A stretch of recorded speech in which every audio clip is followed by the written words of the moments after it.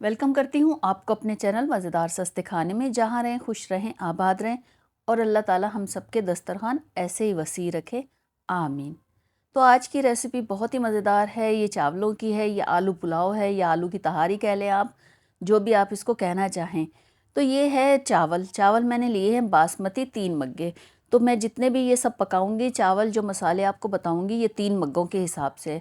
अगर आप ज़्यादा लेना चाहें तो फिर आप उसी हिसाब से कीजिएगा। तो ये मैंने 4 प्याज लिए और उसको बहुत बारीक काट लिया है। ये 5 से 6 मैंने टमाटर लिए हैं, थोड़े छोटे साइज़ के हैं, तो आप उस हिसाब से अपने लीजिएगा। और उसके बाद मैंने ये 4 से 5 हरी मिर्चें ली हैं, बहुत फ्रेश हैं और अच्छी तेज़ हैं, तो इसलिए मैंने कम ली हैं। और उसके बाद इनको सिर्फ बीच में से कट लगाया है और कुछ भी नहीं किया। और ये आलू हैं, आलू मैंने 3 लिए हैं, तो उस तरह से मैंने इनको काट लिया है। ये आपको 2 दिख रहे हैं लेकिन ये 3 आलू हैं। उसके बाद ये मसाला हमारा तैयार हो गया है। रेसिपी अच्छी लगे तो एक लाइक कर दीजिएगा और मेरे चैनल को सब्सक्राइब। तो हम अपनी रेसिपी शुरू करते हैं। तो ये लिया है ऑयल, तकरीबन 1 मग्गा है। ये बड़ी कढ़ाई है इसलिए आपको लग रहा है। तो एक तेज़पात डाला है, एक स्टार फूल डाला है तोड़ के, 8 से 10 हमने काली मिर्च डाली हैं, 7 से 8 हमने लौंग डाली है, 1-2 टुकड़े दालचीनी के डाले हैं, एक बड़ी इलायची डाली है और चौथाई चम्मच काला ज़ीरा डाला है, चौथाई चम्मच हमने सफ़ेद ज़ीरा डाला है।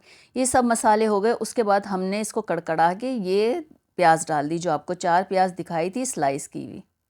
रेसिपी पूरी देखिएगा, आगे और भी ट्विस्ट है तो वो आप ज़रूर देखिएगा और आप अपने चावलों को बहुत मज़ेदार सी एक शक्ल दीजिएगा। तो ये मसाला हमारा इस तरह से हो रहा है, मतलब प्याज हो रहे हैं तो हल्की हल्की सी ब्राउन होनी शुरू हो गई। इसको हमें ज़्यादा लाल नहीं करना। उसके बाद 1 चम्मच भर के मैंने जिंजर गार्लिक पेस्ट डाल दिया है। उसको डालने के बाद थोड़ा हम चलाएंगे। जब इसमें खुशबू आने लगेगी बहुत अच्छी सी, तो इसमें हम डालेंगे जो आपको दिखाए थे आलू, टमाटर और हरी मिर्च, वो एक साथ ही डाल देना है। थोड़ा सा चलाना है। थोड़ा सा चलाने के बाद हम इसमें पानी डाल देंगे। इतना पानी डालेंगे कि मसाला भी गल जाए और आलू भी गल जाए। और उसके बाद मैंने ये 2 चम्मच भर के नमक डाला है। नमक वैसे आप अपने हिसाब से चख लीजिएगा कि कितना होना चाहिए चावलों में। आप लोगों को पता है चावलों में थोड़ा नमक तीखा होता है तो ज़्यादा सही रहता है।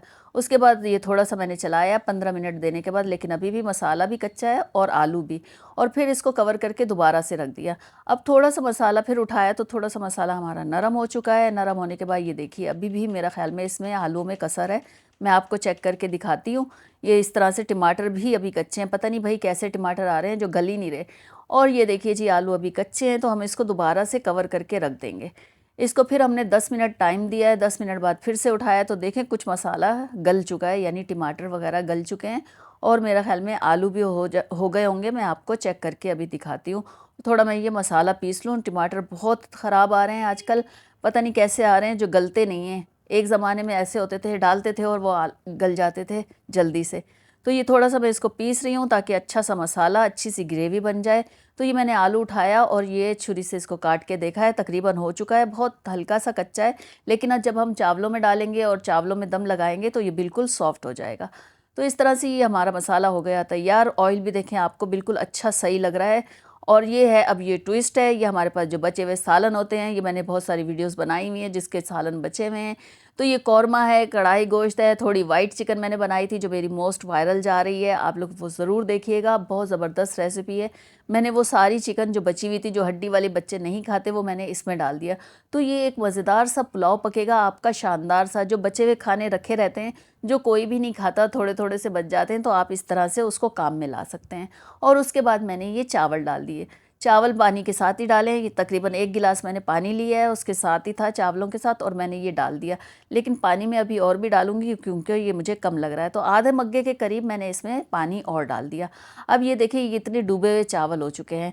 तो आपको ये ट्विस्ट कैसा लगा कमेंट करके मुझे ज़रूर बताइएगा। रेसिपी अच्छी लगे तो लाइक, शेयर, कमेंट और मेरे चैनल को सब्सक्राइब कीजिएगा। आधा चम्मच हमने कुटी हुई लाल मिर्च डाली है और आधा चम्मच गरम मसाला पाउडर, उसको डालने के बाद हम इसको मिक्स करेंगे। मिक्स करने के बाद ज़रा सा उबाल आएगा तो आप मेरे साथ रहिएगा, पूरी रेसिपी ज़रूर देखिएगा। जब ये इस तरह से इसका पानी खुश्क हो रहा था, उसके बाद जो है हम इसको दम पे लगाएंगे। नीचे मैंने तवा रखा है, तवा अच्छा गर्म कर लिया था।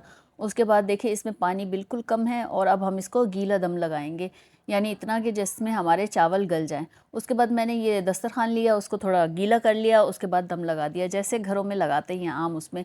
तो उसके साथ चले एक रायता सा बना लेते हैं। रायता बनाने के लिए मैंने एक प्याली दही लिया है, उसमें आधा चम्मच मैंने नमक डाला है, اور چوتھائی چمچ کالی مرچ ڈالی ہے، چوتھائی چمچ میں نے اس میں زیرہ ڈالا ہے اور اس کے بعد اس کو اچھی طرح مکس کیا ہے۔ یہ ہمارے چاولوں کے ساتھ بہت مزیدار سا رائتہ لگتا ہے۔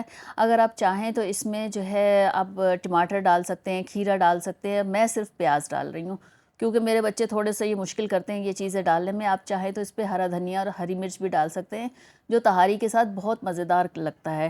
تو اس طرح سے یہ رائتہ بھی ہمارا تیار ہو گیا۔ جب تک ہمارے چاولوں کو دم آتا ہے تو ہمارا رائتہ تیار ہو چکا ہے۔ چلیے جی، چاولوں کو بھی دم آ چکا ہے تو ہم اس کو کھولتے ہیں۔ تھوڑی میں نے بھاپ نکالی ہے، کہیں کیمرے پہ نہیں آ جائے تو اس لیے پہلے میں نے اس کی بھاپ نکال لی اور اس کے بعد میں یہ الٹ پلٹ کر رہی ہوں۔ چاولوں کو الٹ پلٹ کرنا بہت ضروری ہوتا ہے تاکہ یہ نیچے لگیں نہیں اور نہ ہی یہ کہ نیچے سے کچے رہ جائیں یا اوپر سے کچے رہ جائیں۔ تو اس کو پلٹ دیا۔ اب میں آپ کو اس کو دکھاؤں گی کہ یہ کیسے ہے۔ تو ابھی اس میں تھوڑا سی کسر ہے، یہ دیکھیں میں آپ کو چاول توڑ کے دکھا رہی ہوں لیکن ابھی کسر ہے۔ میں اس کو دوبارہ سے دم لگاؤں گی۔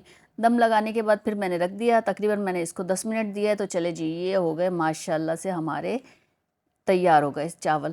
اور اس طرح سے میں آپ کو نکال کے دکھا رہی ہوں، دیکھیں کتنا کھلا کھلا سا چاول ہے اور ہر چاول میں ذائقہ ہے۔ تو یہ مزیدار سی یہ ریسیپی آپ کو کیسی لگی ہے کمنٹ کر کے ضرور بتائیے گا کہ آپ کو یہ سب کیسا لگا۔ اگر ٹرائی کرتے ہیں تو بھی کمنٹ کر کے بتائیے گا۔ تو شاندار سا آلو کا پلاؤ کہہ لیں یا آلو کی تہاری کہہ لیں، تو آپ کو یہ سب کیسا لگا ہے ہم آپ کو کھا کے دکھاتے ہیں۔ رائتہ لیا ہے اور تھوڑے سے چاول میں نے لیے ہیں چمچ میں، اور یہ دیکھیں کتنے مزیدار سے یہ لگ رہے ہیں، زبردست سے لگ رہے ہیں۔ تو آپ لوگ ضرور ٹرائی کیجئے گا اور مجھے دیجئے اجازت، ملیں گے کسی نئی چیز کے ساتھ۔ اوکے، اللہ حافظ۔